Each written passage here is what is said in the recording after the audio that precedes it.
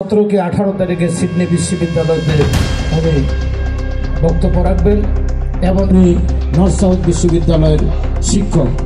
এই ইউনিভার্সিটিতে আগামী জাতীয় সংসদ নির্বাচনে বিজয়ী হলে গ্রামীণ সড়ক অবকাঠামো উন্নয়নকে সর্বোচ্চ অগ্রাধিকার দেওয়ার প্রতিশ্রুতি দিলেন বিএনপির vice chairman Barkatullah blue.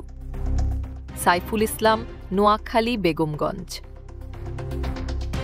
12 number Kutubpur union foundation আয়োজিত গুণীজন সংবর্ধনা অনুষ্ঠানে প্রধান অতিথির বক্তব্যে তিনি এ ঘোষণা দেন। অনুষ্ঠানে প্রধান সংবর্ধিত অতিথি ছিলেন সমাজ কল্যাণ মন্ত্রণালয়ের সচিব মোহাম্মদ আবু ইউসুফ। তিনি সমাজ উন্নয়ন ও কল্যাণমূলক কার্যক্রম নিয়ে গুরুত্বপূর্ণ বক্তব্য উপস্থাপন করেন। দুপুরে কুতুবপুর উচ্চ বিদ্যালয় মাঠে অনুষ্ঠিত এ অনুষ্ঠানে সভাপতিত্ব করেন সংগঠনের উপদেষ্টা মোহাম্মদ হানিফ।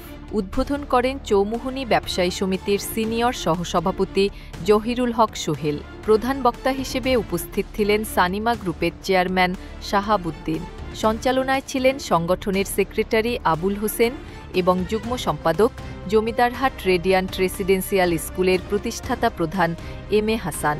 এ সময় বক্তব্য দেন যুগ্ম সম্পাদক বাংলা টিভির জেলা প্রতিনিধি এবং দৈনিক জাতীয় নিশান পত্রিকার সম্পাদক ইয়াকুব নবী ইমন।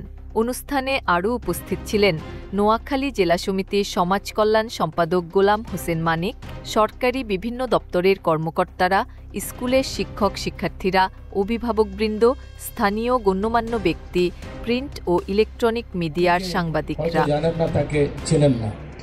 উনি ভিজিটিং প্রফেসর হিসেবে বক্তৃতা দিয়েছেন। পৃথিবীর প্রায় 180টি আন্তর্জাতিক সম্মেলনে উনি বক্তৃতা দিয়েছেন। ওনার জ্ঞান গর্ব। এখন উনি আগামী 16 তারিখ উনি সিডনি যাবেন। 17 কি 18 তারিখে সিডনি বিশ্ববিদ্যালয়তে উনি বক্তব্য রাখবেন এবং উনি নর্থ সাউথ বিশ্ববিদ্যালয়ের শিক্ষক। এই ইউনিভার্সিটিতে 4 বছর ইন্টারন্যাশনাল মার্কেটিং